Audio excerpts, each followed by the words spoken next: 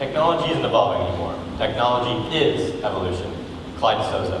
Hello, my name is Tanner Burnett, and Kickapoo has given me the opportunity of a lifetime.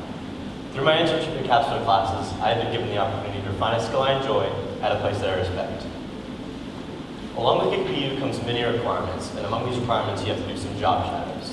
My first job shadow was in the health field at Mercy Health Tracks.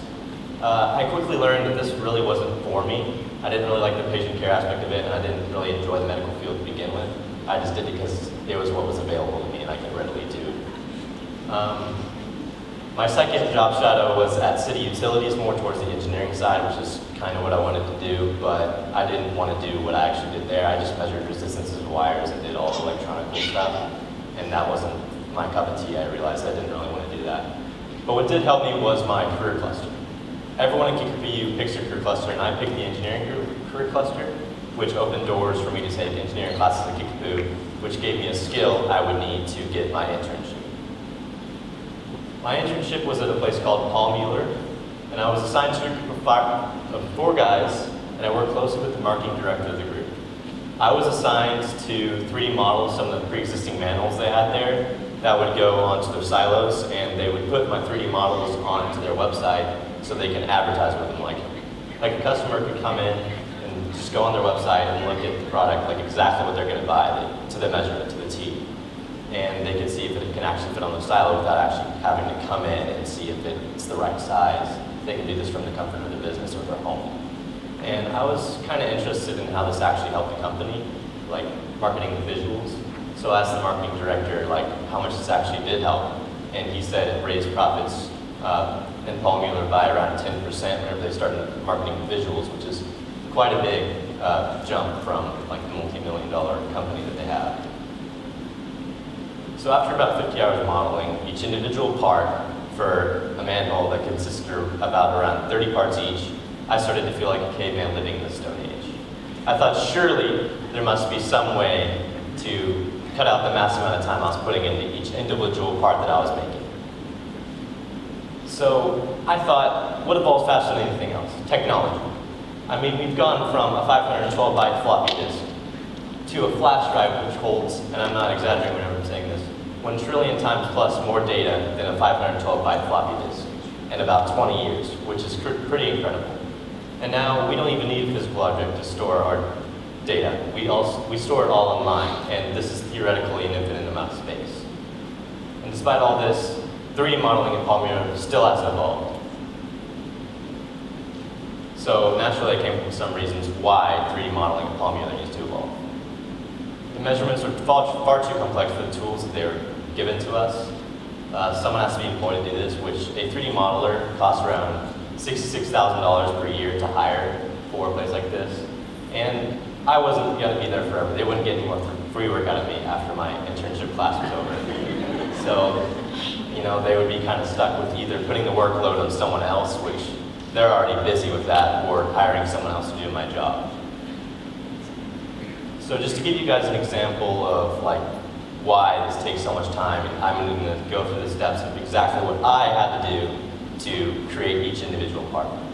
So first I would have to measure out each individual angle, each individual little spot on each part, even the big parts, with a dial caliper. And this is a tool that measures to 10,000th of an inch, and it only goes to about 8 inches, and most of these manholes were 20 plus inches.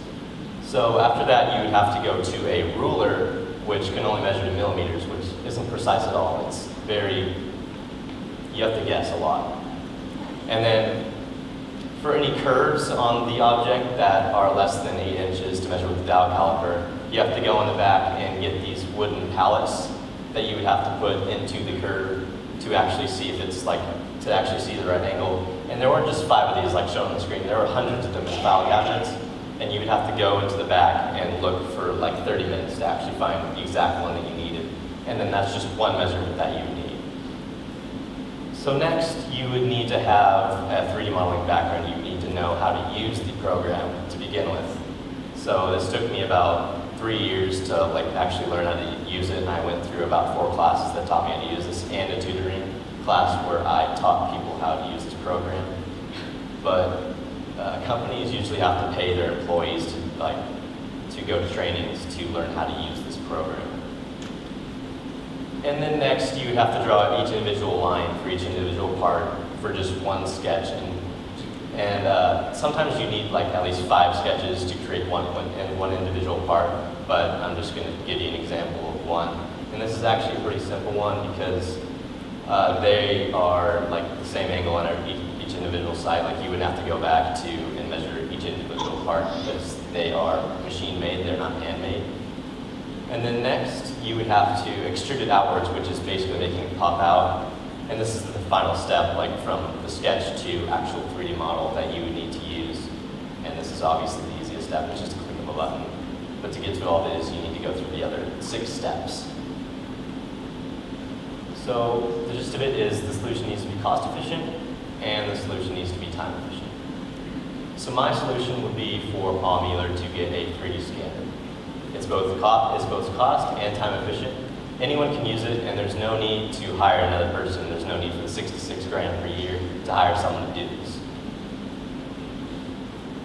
How it works is you just turn it on, you put the object into the scanner scans the object, and then the scanner makes an exact digital copy of your object. Now, this is pretty simple. Anyone can do it with minimal training, and all it would do is cost for the setup. But there is one problem.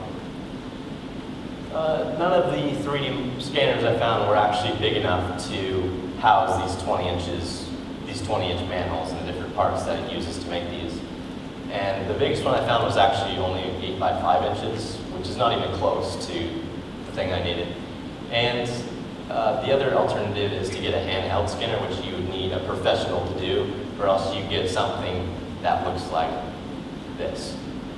And I don't know about you guys, but I wouldn't want that on my company website to show people what I have. So my proposal would be for Palm Mueller to create a 3D scanner for my design. I actually made this on a disk inventor. It is 7 feet by 8 feet. A person can go into it, anything they want can go into it. And Palm Mueller doesn't just have manholes, they have generators and stuff like that. So they can actually scan anything they want in this, except for their silos, which are massive. But I actually got this idea from whenever I was in sophomore year. My brother and his friends were like tinkering around with one of the handheld scanners. And I got interested in it, and I kind of thought it was really cool. So I started joining in, and I realized the problem was the outcome did look like the other one you saw on the screen. They weren't very good. And that was because you had to hold it like this. And whenever you scan the object, you'd have to go up and down. And if you had any kind of movement, it would distort the object. So I came up with this to kind of hold the scanner, like the handheld scanner, but it's also a lot bigger. It works more like the stationary scanner that you saw that was a lot smaller that companies wouldn't be able to use. So in conclusion, evolution takes some time. But when it does happen, better things follow. I believe the 3D scanners are the evolution 3D modeling needs. Thank you for listening.